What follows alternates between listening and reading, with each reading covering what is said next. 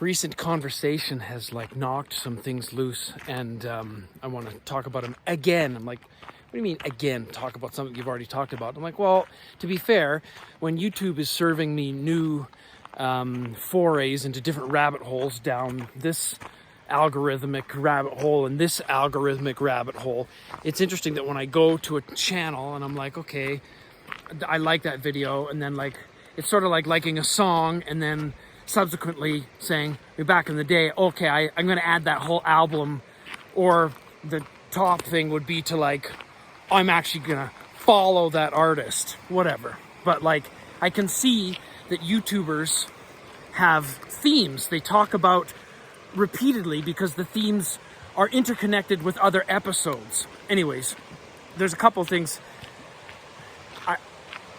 I was talking to a friend who is involved in the gaming industry in story narratives, and he's, coding and of course art. I think that our common thread is the design.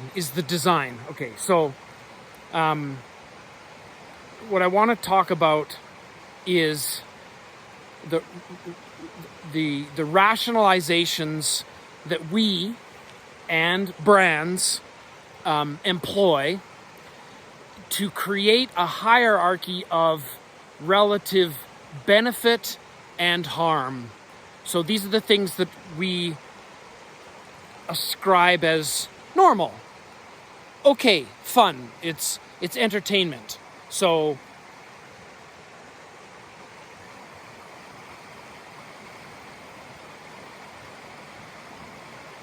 and I want to talk about hockey. I've talked about this before. I have a video up there, and it was about the Calgary Flames and their corporate sponsor, Play Alberta. And many sports in the NHL, they've got their sponsors, Caesar Sportsbook, MGM. It's the whole deregulation of the sports gaming world. I want to talk about this again because, in my opinion, I feel like what Don Cherry may have lacked in terms of political correctness when he said what he said about you people, which is verbatim what Justin Trudeau said, you people. The aforementioned you people was career ending, and the latter was of zero consequence. We crucified Don Cherry, and about that, there's a line in a movie from the year 2000 or 2001 called The Corporation, where a guy talks about, he's sort of like a corporate hitman, and he uses the analogy of being a kite. You send in a mercenary, and if things go sideways, you just cut the string and disavow any sort of association with that person.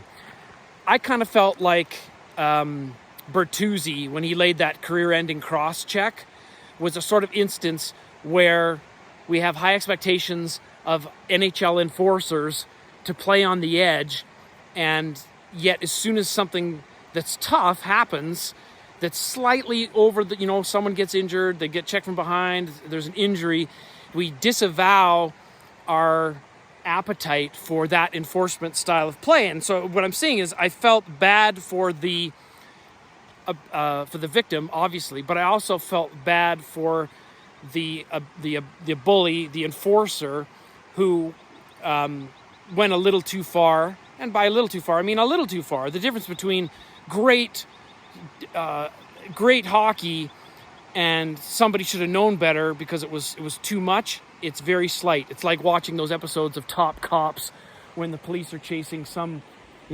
a-hole at like 1,000 miles an hour who's like putting everybody in the community at risk, and they've got a helicopter camera on, and at the very last minute, some person who's been like involved in a car chase and a foot chase, they realize the gig is up, and they lay down on their belly after like half an hour of an adrenaline-fueled rage, and they put their hands behind their back because they know the game.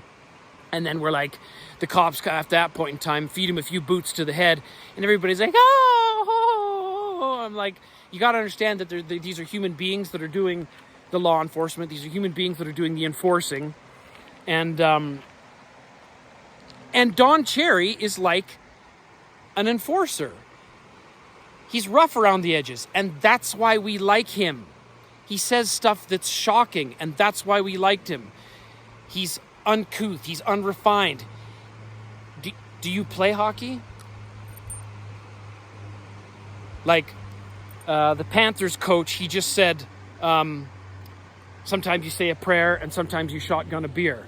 Exactly. Don Cherry is the shotgunning beer kind of guy, and then we act surprised when he said what he said. Okay, so now the previous video I was basically saying, so hockey did that to Don Cherry, ostensibly because it's more politically incorrect to say what he said and be painted as a racist when I don't think he is. Meanwhile, the whole gambling apparatus, the whole gambling world is what? Good for kids? Good for families? What's knocked this thought loose was talking about the machines. Like, I've been addicted to a lot of things in my life. And so I learned to recognize the beginnings of a rush, right? Like, the initial phases of a rush. And so now occasionally when I've experienced the initial feelings of a rush, I get this prompt, like a choose your own adventure prompt from a self-conscious Jiminy Cricket saying, are you experiencing a rush? Yes. Could you foresee this becoming something that would be difficult to manage? Yes. Do you want to proceed? Maybe not. So when I go into a 2025 resort and casino, which is funny, I'm just trying to rotate for the best light. When I go into a resort and a casino, and I'm funny, like, well, when does a resort and when does a pre-engineered building in the middle of nowhere become a resort and a casino? Oh, when we stuff 800 VLTs in here. And by VLTs, if you haven't been there in a while, it's not like a slot machine with a little handle or whatever. I mean, it's still this zero-sum game where not a dime ever is won without a dime and then some being taken from the other patrons who are all there ostensibly for a chance at winning it big. Or maybe if we're rationalizing, we'll say it's entertainment. So it's entertainment. I know I'm going to spend the money. It's fun. And some poor schmucks are going to get caught in the meat grinder and have their quality of life ruined by the entertainment.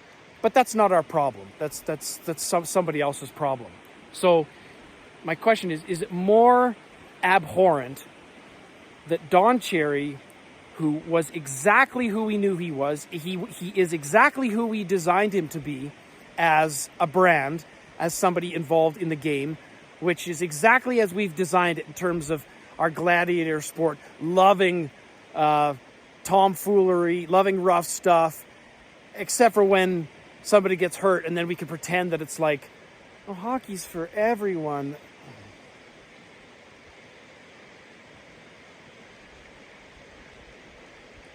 Just be honest. The machines in the casinos, I have never seen their equal in industrial design.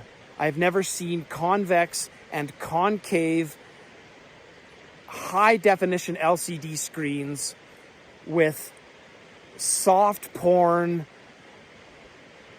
pop culture, IPs baked into this stuff, these joint ventures to hijack everybody's desires for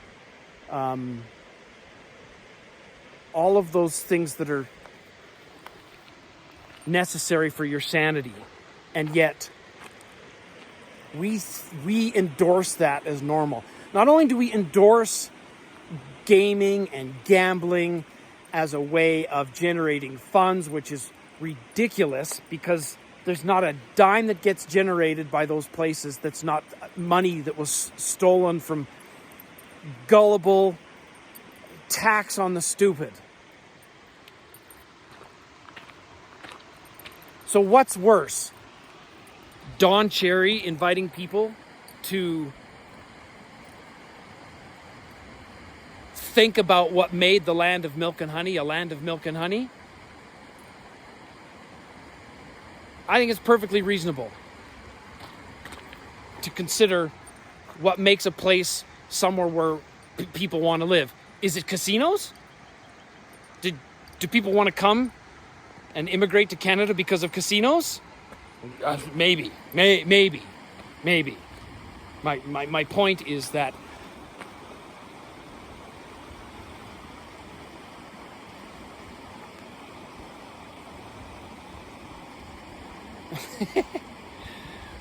my point is that, in my opinion, it is far more morally objectionable for all of those shills broadcasting to normalize gambling than it is for Don Cherry to predictably be lacking in bedside manner as it pertains to national pride.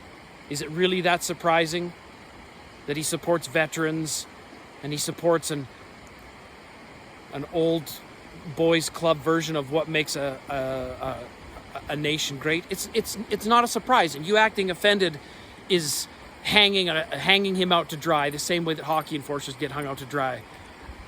Meanwhile, like I said, the shills, Bet365, the over-under, MGM, Play Alberta, Sportsbet, Canadian Sportsbook, like, you all are gross and are worse than Don Cherry, in my opinion. And that's a theme that I'm going to continue to talk about it because it pisses me off that everybody's like, oh, it's normal. It isn't normal.